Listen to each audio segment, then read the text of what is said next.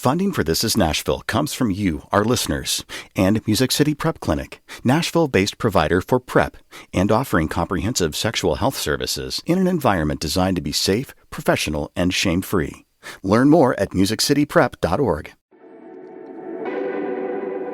I'm Khalil Ekalona, and this is Nashville.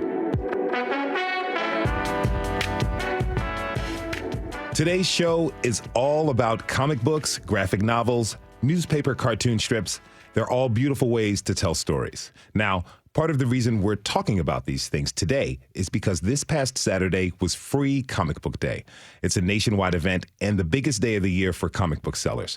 Middle Tennessee shops definitely got it in the action.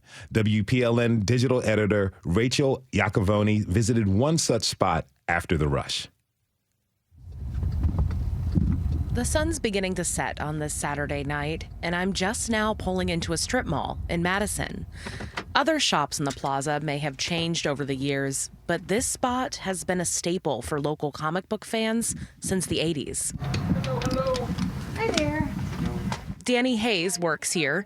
At this point in the day, he's got the spiel down. On Free Comic Book Day, we offer 7 free comics off our middle tables here. They're the ones that are all labeled and covered, including little doodads and pickups. Danny's not kidding. There are stacks upon stacks of comics on the tables. I've already spotted the X-Men, Archie, Avatar: The Last Airbender, Sonic the Hedgehog, and I'm pretty much still in the doorway. We were busy all day up until about 20 minutes ago.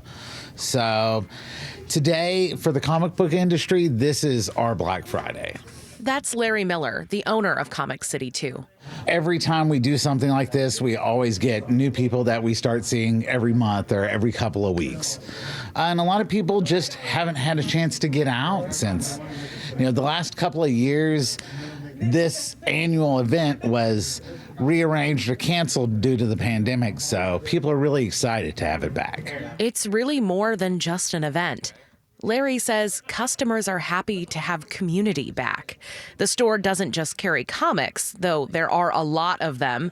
It's a 60-40 split with board games for groups, RPGs, Magic the Gathering, Warhammer, you name it. Larry bought the shop in 2016 from the last owner after working for him for years. And with it, he carried on its tried and true model.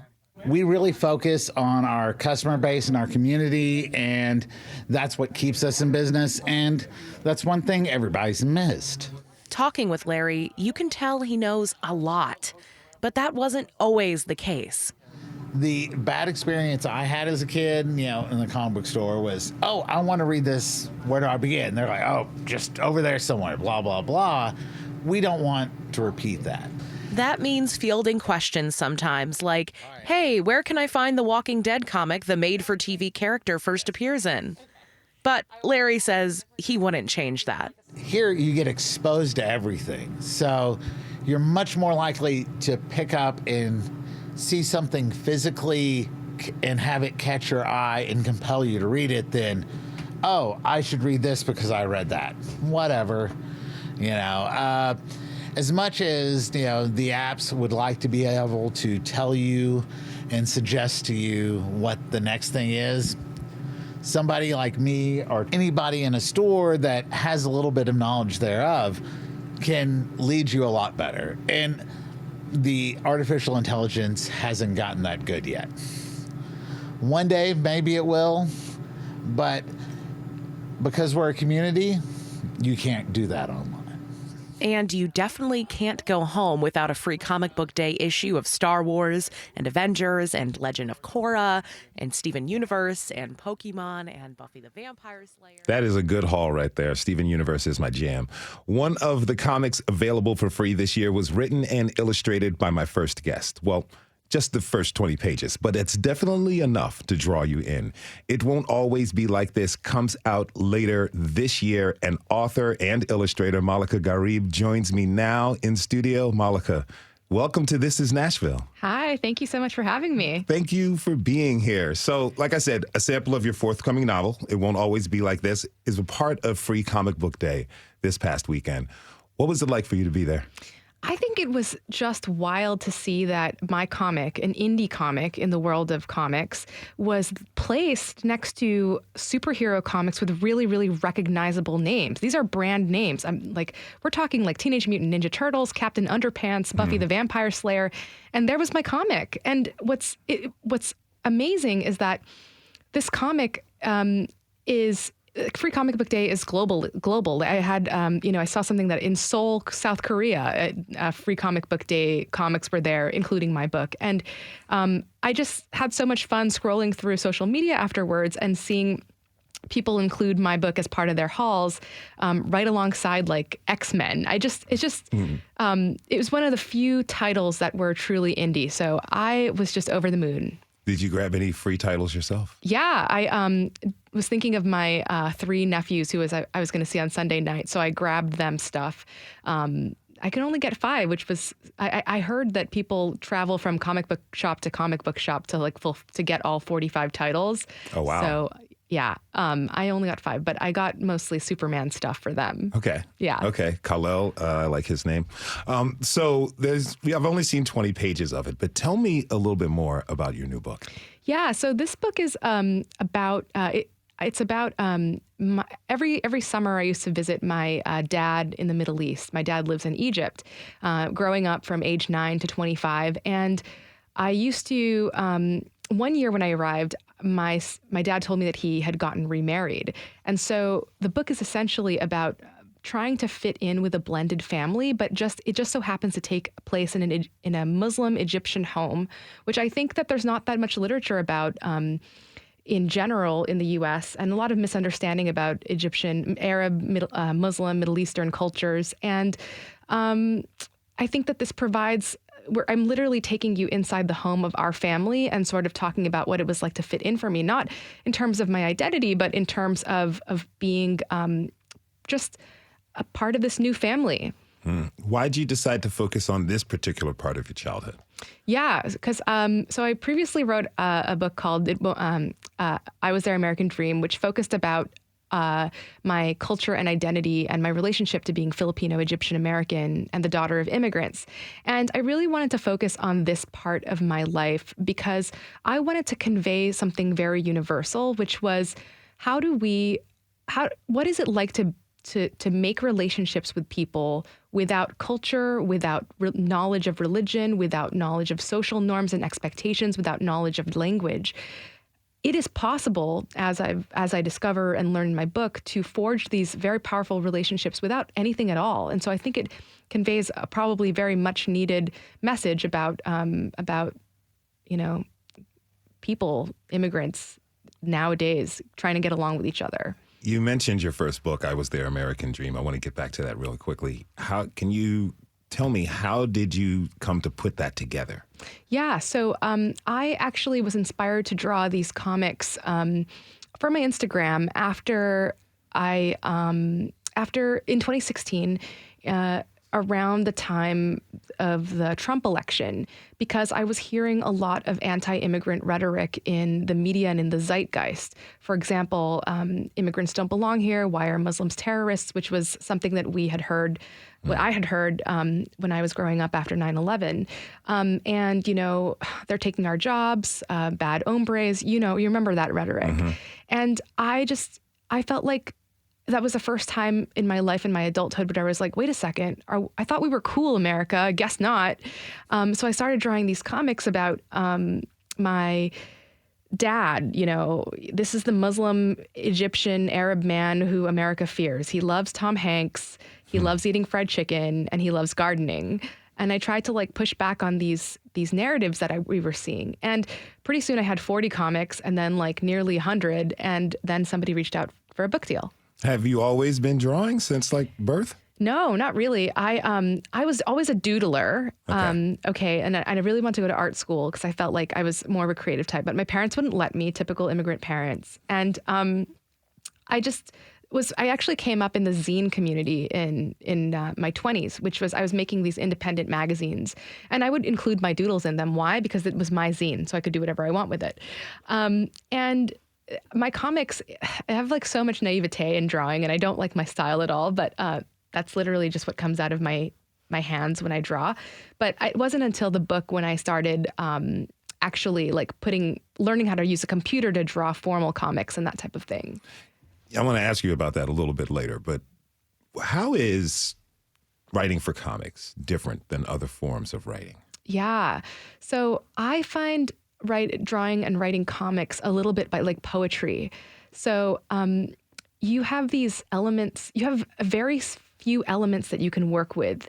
You have the dialogue, you have the narration, and you have the image.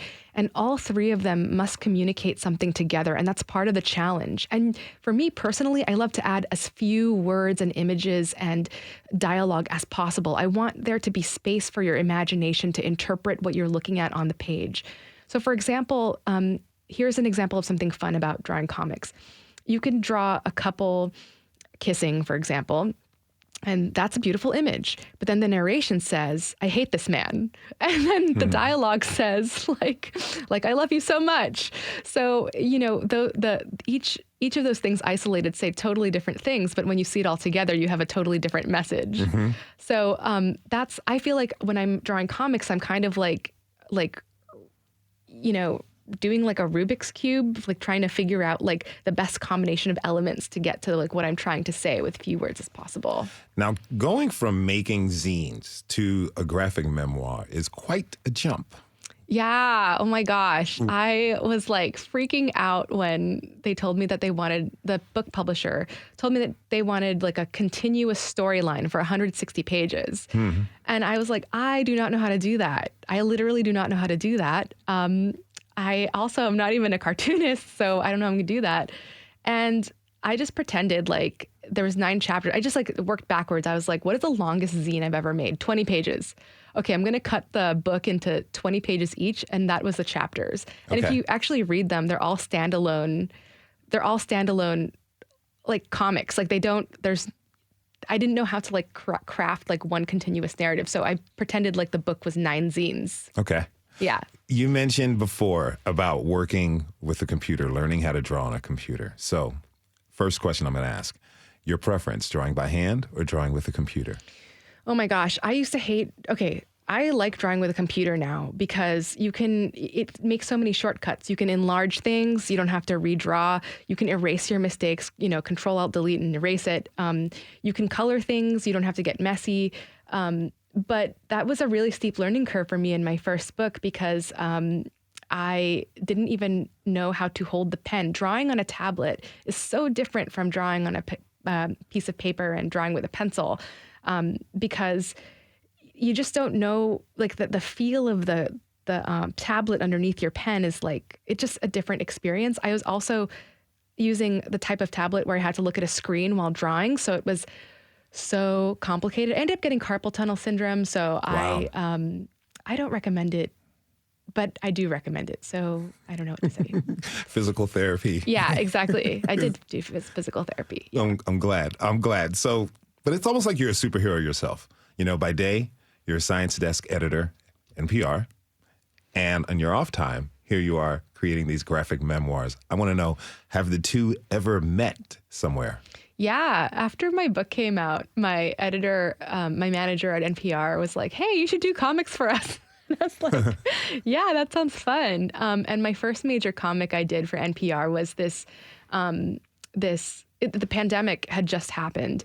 And the first comic I did was a guide for kids and coronavirus. And I did it in conjunction with the education desk with a reporter named Corey Turner. And I could not have imagined how impactful that comic would be. It was a comic and a zine. I made like a printable zine that people could do. And it basically had directions on how to protect kids and how to talk to kids about coronavirus. And it went completely viral, like millions and millions of page views. People were all around the world, like from India to Malaysia to, you know, the Middle East to, I think like Poland, Korea. They all translated it into their native languages without NPR's permission. But NPR at that point was getting so many like requests for translation that they were just like, just say yes to everything and just make sure they credit NPR. Okay.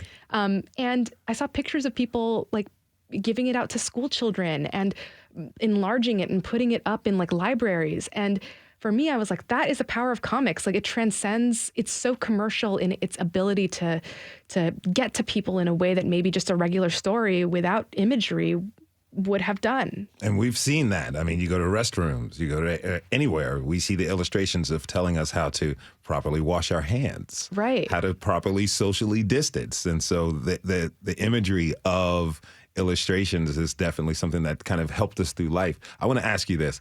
What do you say to somebody who's thinking about picking up a comic book or a graphic novel, but they think it's for kids? Yeah, that's a big issue, but I think that things are actually getting better for graphic novelists. That's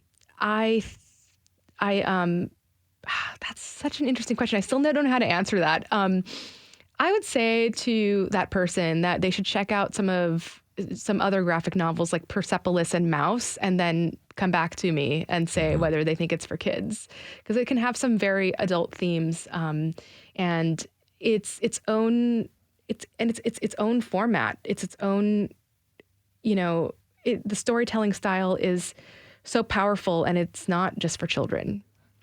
Malika Gharib is a cartoonist and editor at NPR's Science Desk. Her forthcoming memoir, It Won't Always Be Like This, comes out in September. Thank you so much for being with us. Thank you so much. We have to take a short break. When we come back, we're going to meet some illustrators who've worked extensively in comics. Do you have a favorite comic or graphic novel? Tweet us at This Is Nashville. We'll be right back.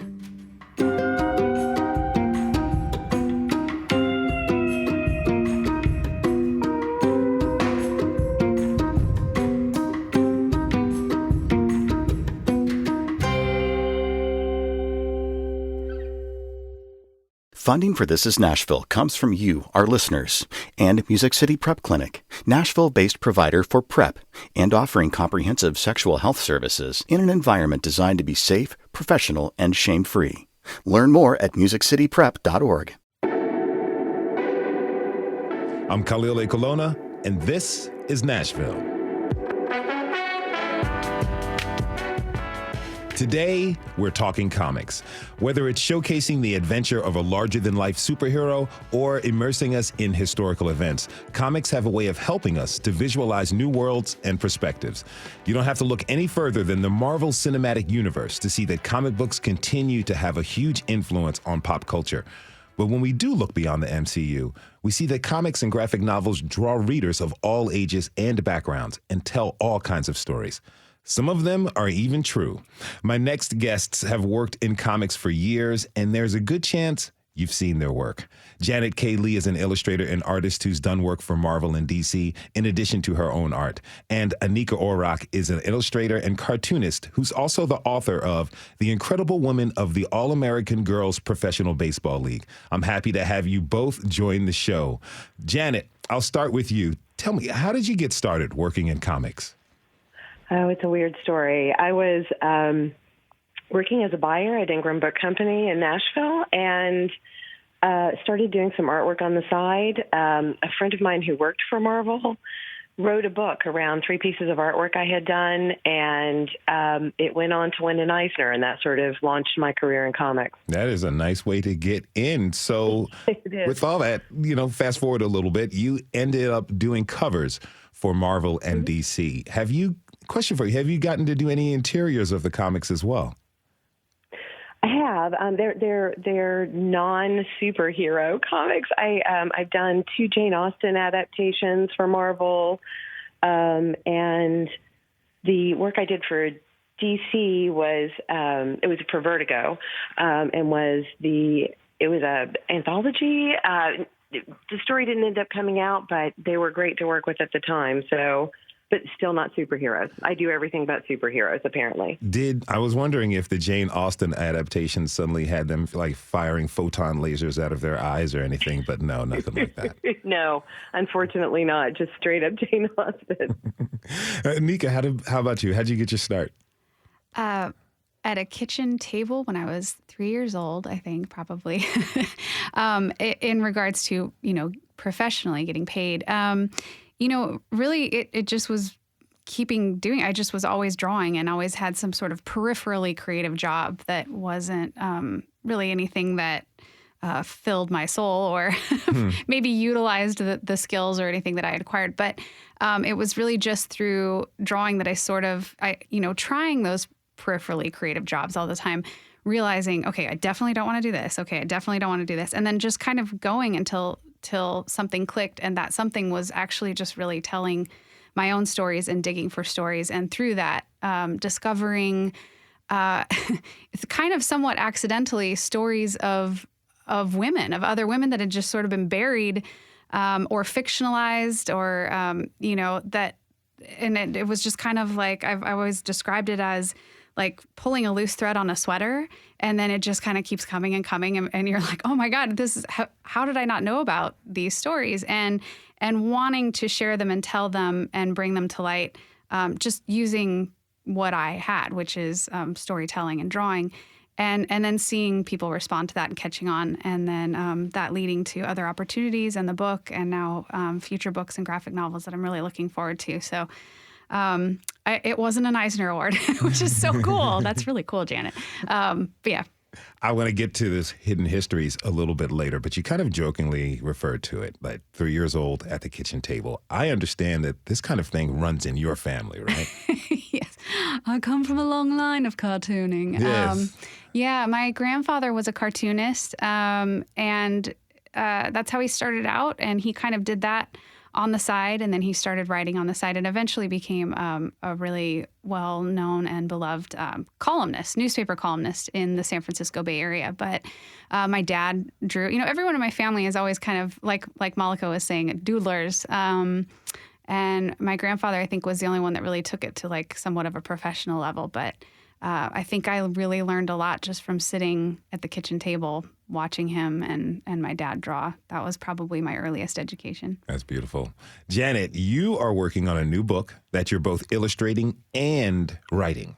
What is it about? This is my first time writing. Oh, it's about me, but it's not about me. It's not a memoir, but everything is true. It really happened to be. I've got a malformed hand. It's the hand that I draw with. So it's about a little girl who's very self-conscious about her malformed hand. And over the course of the book, she realizes that she's not weird. Weird is normal.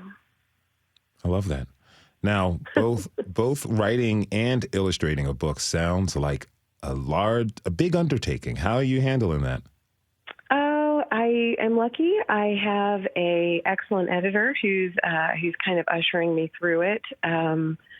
It is a big jump, but I at least have had the advantage of looking at other people's scripts for years and years, so I know what it's supposed to look like, and I know how it's supposed to go, and now I just have to put the pieces together myself. Anika, do you relate to that? I mean, you wrote and illustrated a book about women's baseball.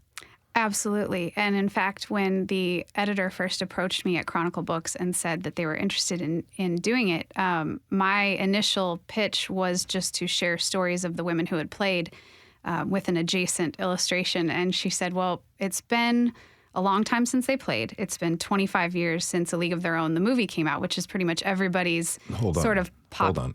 25 years ago, the movie came out. It's been more than that now. I saw that in the theater. It's been 30 years now. Wow, okay. This was 5 years ago. I'm so sorry. It's okay. I know. Doesn't it just make your knees hurt thinking about it? A little bit.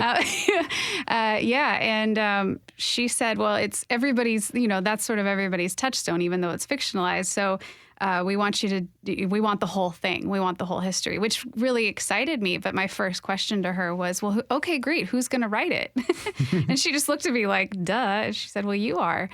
And I just kind of played it off. Oh, yeah, sure, naturally. Okay. And then I went home like, how but it like Janet was saying, my family is also, we have a lot of writers in our family. I had written just kind of personally and for, school, I guess you could say. So just like she said, putting the pieces together. And it was my apartment definitely looked like either someone was solving a crime or about to commit one. There's like pieces of paper pinned to every wall. I actually did use string to connect some lines of thought, but I just figured I got to do it however I can do it and thread together this narrative. And it's exhilarating to do that for the first time. And then once you get the flow, you it kind of becomes addictive. You got the book then, and you discovered where Jimmy Hoffa was buried. Exactly. Nice job. Yeah, in my next book. So I want to know about process. Like, aside from the length of a project, Janet, what's the biggest difference between creating a cartoon strip as compared to a comic book?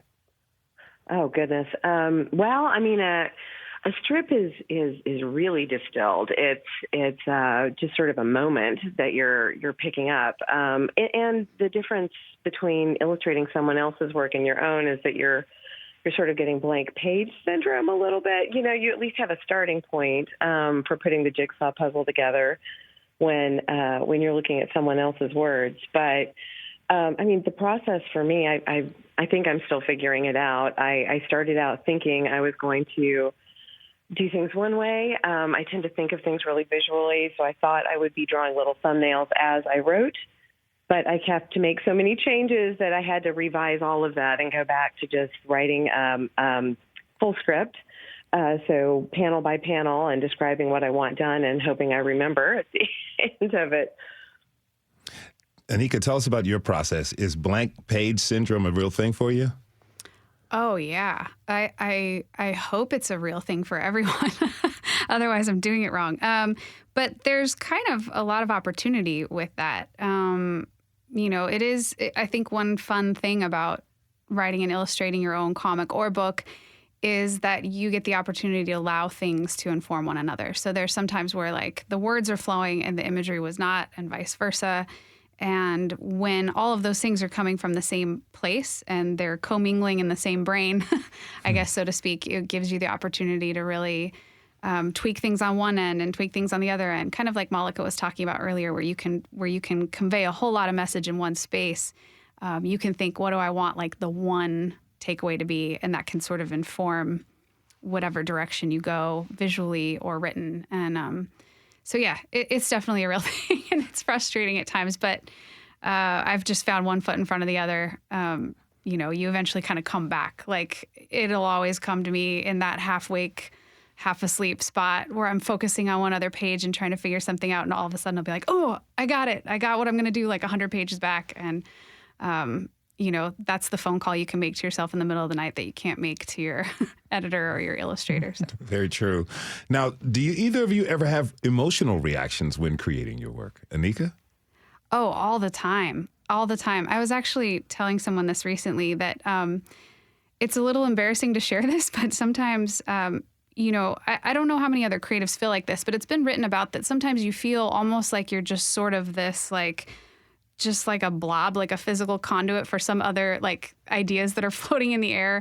And I think that's true to some degree. You are sort of the filter of your experience. But there's times when I'm putting something down and either the expression or the emotion or whatever is happening through the characters, they feel like they kind of have these little lives of their own, and they just came through my pencil, but I didn't actually create them. So I'll look, and I've definitely laughed out loud, or I've gone, oh, or I get a little tear, or I get a little misty, or I've actually gotten choked up sometimes at something I think is sweet. And then I catch myself and I'm like, this is so embarrassing. It's not like I think I'm the greatest, I'm the greatest at what I do, but it does feel like you're just sort of giving life to something that already existed sometimes. That's wonderful. Janet.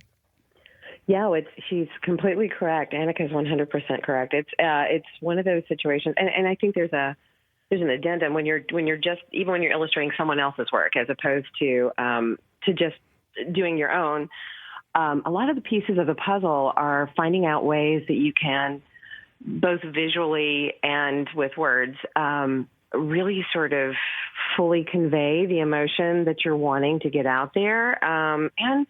And part of the puzzle of writing the comic, at least for me, has been to figure out the pacing so that you're using page turns, using the way the pictures flow across the page to help draw people to the moment you want them to be at when they have the same realization as the characters, or they get to the same place as the characters.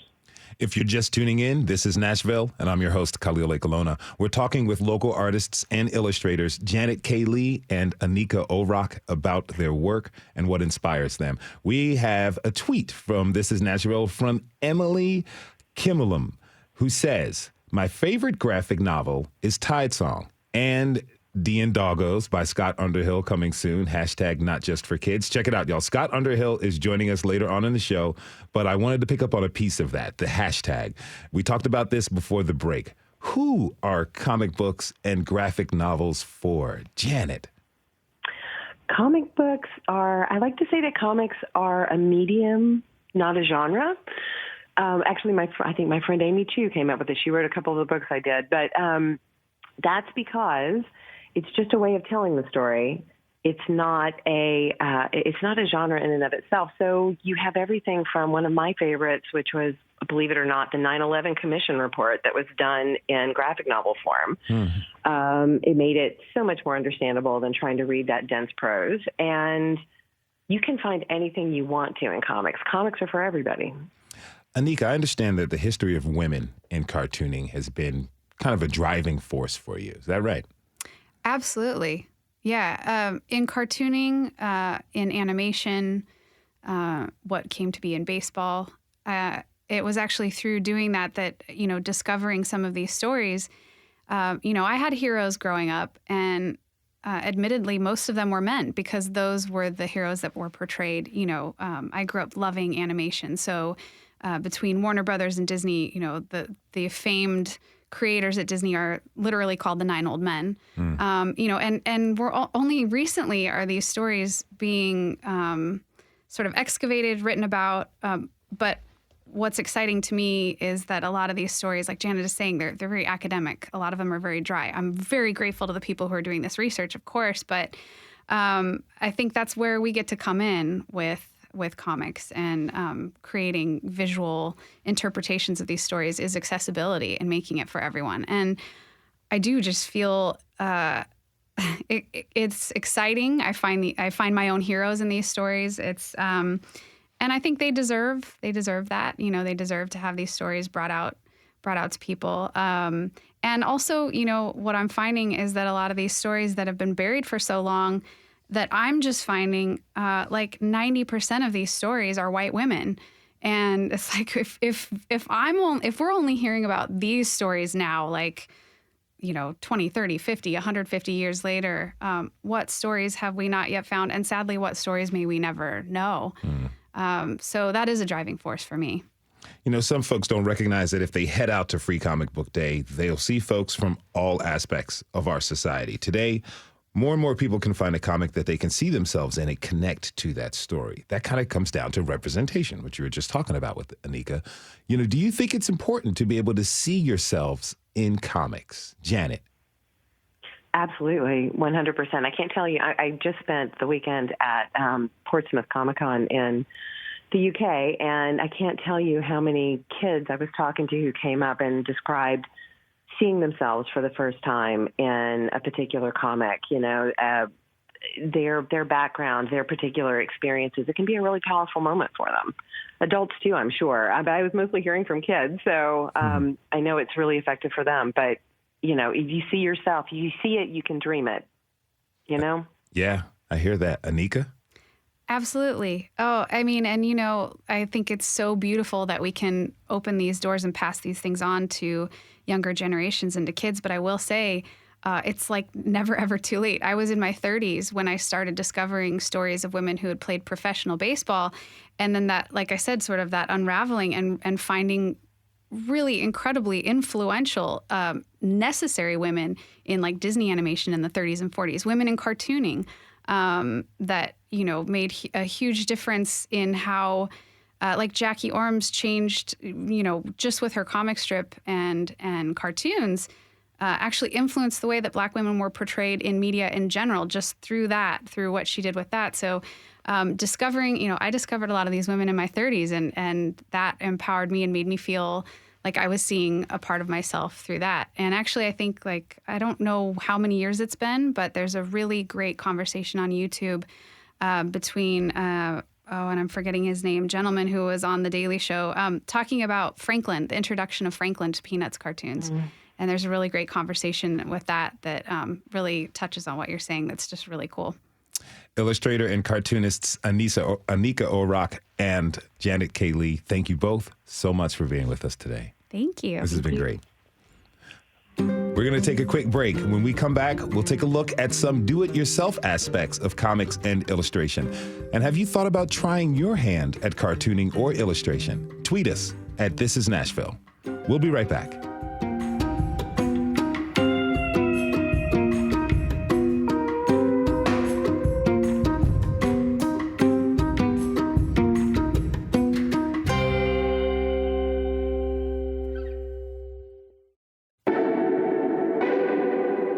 I'm Khalil Ekalona, and this is Nashville. This past weekend was Free Comic Book Day. Now, it's no record store day, but it's a big thing for Nashville. Scores of people dug through comic book bins searching for some of their favorite characters and stories. That's why today we're talking all things comic. We spent most of the hour hearing about more traditional publishing in the world of comics and graphic novels, but DIY has always been big for comics. I'd like to welcome a few local artists who take that approach. Daniel Pujol is the creator and editor of Salt Weekly Zine. It's a spoof alt weekly. And Scott Underhill, who uses they, them pronouns. Scout Underhill, who uses they, them pronouns, is the creator of the webcomic D and Doggos. Daniel and Scout, thanks for joining us. So, Scout, tell me about your webcomic D and Doggos. That sounds like fun. Oh, thank you. Yeah, it started kind of as an accident, actually, in 2017. My dogs did something just that I thought was pretty silly. I decided this sounded like a tabletop role-playing game scenario, like a D&D thing. So I made a little comic about it, shared it with a couple friends, and my friend Guy Copsombutt, who was doing daily webcomics, suggested that I post it online, post it to Reddit, and it grew from there. And now we're coming into the 5th anniversary of my webcomic just because I decided to make a silly little story about my dogs. Now, do your dogs have strong personalities? Oh, yes, definitely. The first comic that I did, Magnus, ended up being the dungeon master because he's more of like the leader of the pack and kind of keeps the other ones in line a little bit. Okay. Pickles tends to be very playful, very loud. Tonka just wanted to have a ton of fun. And then there was Zoe, who is like the mother dog. So they all just really work together like a D&D party. That sounds awesome. Daniel, you have a postcard comic called Thaw, but hold on, let's rewind a little bit. What is a postcard comic? Well, it is a bit of a comic book that just so happens to be on a postcard. And there's a little subgenre of DIY art. It's called mail art. And me and the collaborator that I do it with, Frank Hand, during quarantine, we were FaceTiming all the time on another project. And then eventually the conversations that we were having just accumulated and accumulated and accumulated. And we just built up this whole creative world together. And then my printer is a woman named Erica Baldwin, and she helped me figure out how to create a USPS regulation postcard format, and then me and Frank just went to town on it. How much fun do you have making that? The maximum amount of fun that is allowed in terms of USPS regulation. Yes. We have to stay within the regulation when having fun. It's very important. We must. You also co-founded the zine Salt Weekly, which is a play on words. What's the concept there? Well, the concept is that Salt Weekly is a spoof alt weekly that is only published bi-monthly. I like that. I like that a lot. Now, how did you guys come up with ideas for the content? Well, so in 2018 summertime, me and John Sewell, who does a gallery here in Nashville called Pack and Plant Gallery, and then Alex Lockwood, who does a gallery called Elephant Gallery, we were up in the attic in Pack and Plant before it was all the way finished, and we were just having a free conversation about different kinds of writing and different kinds of artwork that there wasn't really a venue for in publication, and we just decided to create a magazine / zine that is Salt Weekly, and it runs a bit of everything from poetry to polemic to comics to photography, and we just roll with it. It's a snowball, and we chase it down the hill. Now, do you all come up with the content yourselves, or you find collaborators? It is a total mixed bag. So usually the way that it works is because, me and John have, there was a lot of quarantining going on, as we all know.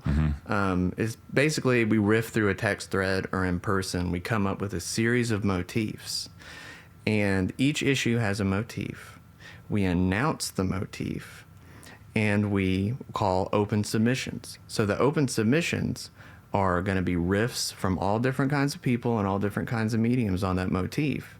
And then we grab all those submissions, we cram them onto the page, and then we make the magazine's physical format reinforce the motif. Okay, how can I be a part of this? How can I find out what the motif is, just in case I want to riff about something? Well, I'm asking for a friend. I'm very interested in the possibility of such riffage. You could go to Instagram, which is @thesaltweekly, or you could email us at thesaltweekly@gmail.com. And, we're talking about DIY and all that kind of stuff, and we've done some panels and stuff. Really, anyone that's listening out there, we invite you with open arms and a positive attitude, with respect and kindness, peace and love, to submit to Salt Weekly. Sounds wonderful. Now, Scout, what makes a webcomic different from other comic mediums? There's a lot of different kinds of webcomics out there right now. Webtoon is one of the most popular formats, but mine is a little bit more old school. So I just post once a week on Fridays. A lot of webcomic formats tend to be in a couple panels, maybe only like 4 panels that end, on a joke, and they're more episodic. Mine is a series, so it's been ongoing for 5 years now. But still, you want to be able to have, at least for me, something that kind of ends each of the comics every week on a fun note, a high note, something silly. And that's a lot different than I think a lot of other formats that you might get in a book. Now, I can imagine that with a webcomic, you're connected to your audience in a real-time fashion. So what's it like to be that close to your audience? Oh my gosh, it's amazing. I do not have the largest fan base, but I have the best fan base. They are fantastic. They support me on Patreon. It's only because of them that I am able to keep doing this. I didn't know when I first started if it was going to be something that I'd get to make a living out of. But my fans have really come through for me. They support me. Sometimes we hang out on Zooms like once or twice a year, or have little holiday gatherings. I'm really connected with them. It's become its own community of people who have made different connections, have even met up with each other because of my comic at conventions and stuff like that. That sounds really cool. If you're just tuning in, this is Nashville, and I'm your host, Khalil Ekolona. We're talking with artists Scout Underhill and Daniel Pujol about alternative ways to make comics. Now, we got a question in from Stuart C. O'Black on Twitter, and he asks, do your artists do their own typography too? Words are artistic as well. Scout? I do for the webcomic. I also do the hand lettering for any sound effects and things like that. D&Doggos is coming out as a graphic novel in 2024, and I will be doing the hand lettering for the sound effects. However, my publishing team is hiring an in-house letterer to do the words and the speech bubbles for me. Daniel, what about you? On Thaw, Frank does all of the lettering, and I do the layout for all the postcards. So we have this really cool kind of index of numbers and letters and punctuation and stuff like that. And then he does all the mailing too. So if you order the postcard, he does the address and everything. So we have well illustrated, consistent lettering, and it's beautiful. Now, Scout, you mentioned the book. D&Doggos have a book forthcoming. Tell me more about it. How did it happen? Oh my gosh. It happened through a Twitter pitch event, actually, because I had made a pitch for Dean Doggos as a graphic novel. My editor found my webcomic during the pandemic, so she became a huge and fast fan. She actually requested that I submit it even before I had an agent, and it went from there like really fast, and I'm absolutely thrilled. So I'm in the middle of working on book 1 while simultaneously getting started on book 2 for a 2024 release and a 2025 release. Wow. Yes, it's pretty quick, but I'm extremely excited because the format for a graphic novel gives me a lot of room to play with different panel layouts and page turns that I don't get to do with my webcomic. Now, Daniel, you have a pretty deep knowledge of Nashville's zine history. How long has the zine scene been active here in town?